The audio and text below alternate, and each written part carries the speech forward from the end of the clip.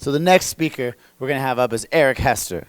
And he is a Monona resident and also a producer, a performer, and a songwriter over the last 20 years, and has run a Sloth Trope Music, a record label and artist management company, originally from New Mexico. After coming to Madison, Eric also founded the popular Madison Songwriters Group, started a monthly musicians showcase, and has taught songwriting and music business at the University of Wisconsin. Give it up for Eric Hester, everybody.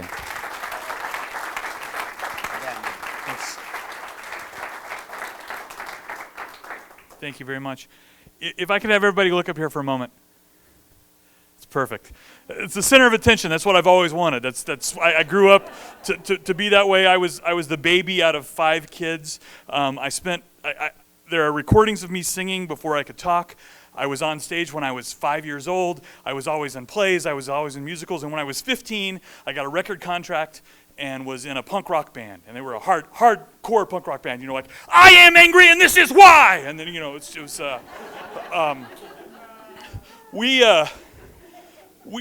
we played around the state. We were together for 7 years. We got to be on the radio. We got to be on TV. We got to tour around the country. It was great. And then my bass player got his master's degree in power engineering, and we broke up.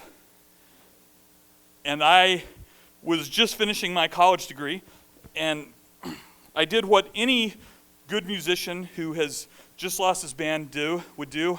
I took a job selling ball bearings in El Paso, Texas. And it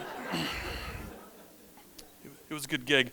When I moved to town, I needed to find a place to live, and I found a really nice pre-war apartment that wasn't too far away from the college. It was in a sort of rundown section of town, but the rents were affordable, and just across the street, they had taken some old buildings and turned them into new office buildings.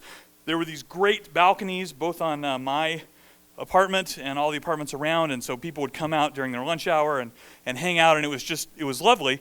But because the area was maybe a little run down, my realtor had suggested that I go out and sort of introduce myself so that I wouldn't be the strange guy who was now walking around the neighborhood. I would be a new neighbor so everyone would know. So I went next door. There was a convenience store run by a gentleman named Sonny. Sonny had started the store back in the 50s, and he had been there for a while. I walked in the door with my long red hair and my even more vibrant red beard, and I said, "Sonny," and he goes, "Hola, Rojo," and I was like, great. I introduced myself. I walked around. Just down the street was one of the largest Catholic elementary schools in El Paso. They had almost a full city block that was fenced off for the children to play at during recess, and I walked by and was waving to the kids, which the kids were waving back, and that was great. The nuns were not so excited about me waving at the kids, but that was fine. Loaded out to the U-Haul, got all the boxes into the apartment, threw my mattress on the floor, and I had taken the next day off, which was a Tuesday. I remember it was a Tuesday. I had taken the next day off and had planned on sort of unpacking all the boxes during that time. So I'm laying in bed the next Tuesday morning. The sun is streaming through the windows. It's a beautiful, beautiful day. I'm reading a book, just laying there, when suddenly, right outside the window, gunshots. 3 loud, very close gunshots. Clearly, somebody is robbing Sonny's.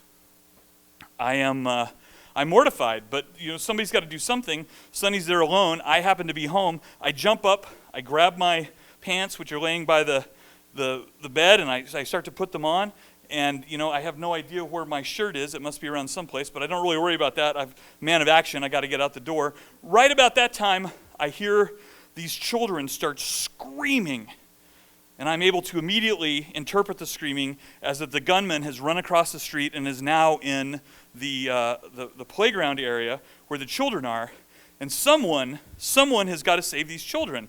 So now I'm even more in a hurry to get out the door, and I sprint as fast as I can out the door, down the steps, I leap.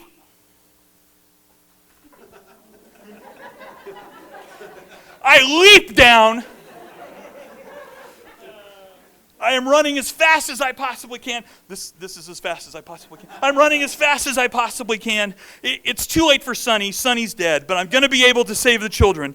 So I'm heading towards the children, and I hear another scream, which I immediately know is the gunman now has a nun and is holding the gun to the nun's head. And I'm heading that way, and there in front of me, I'm able to see 3 police cars around the playground. And I'm like, that's excellent response time. This is good. So I continue to go. The policemen are standing outside.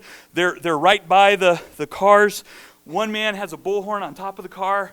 He leans down and he goes, "That, boys and girls, is how a canine dog gets rid of a gun when a suspect has it."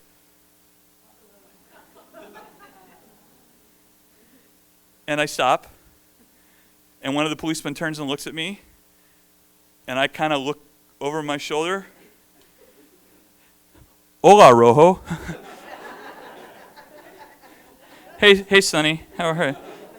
And I look up, and everybody has come out because they've heard these gunshots, and they're standing on all the balconies, and the only thing that they have been able to see is a red-headed guy, not dressed very well, running as fast as he can across the road, which is me.